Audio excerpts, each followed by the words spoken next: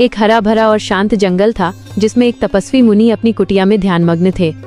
मुनि गेरुआ रंग के वस्त्र पहने हुए थे और उनके गले में रुद्राक्ष की माला थी।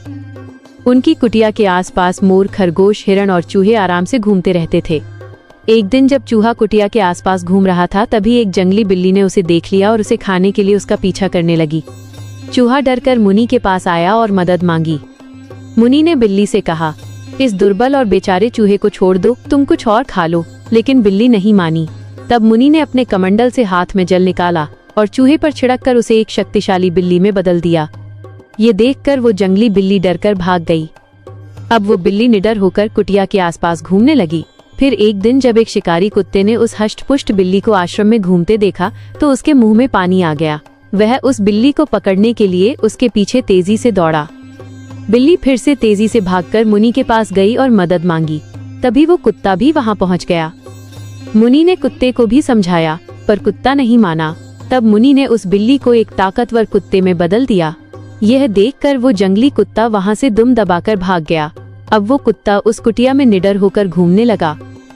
अगर ये कहानी आपको अच्छा लग रहा है तो कृपया आप हमारे चैनल को सब्सक्राइब करें ताकि ऐसे और रोचक वीडियो आपके लिए हम बनाएं। अब आगे।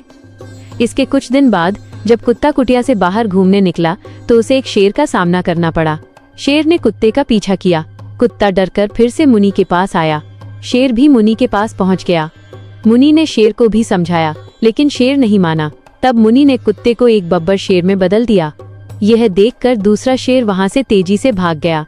अब वो कुत्ता शेर बन चुका था। ये देखकर कुटिया के सारे जानवर जैसे मोर, हिरण और खरगोश सभी डरकर कुटिया छोड़कर भाग गए।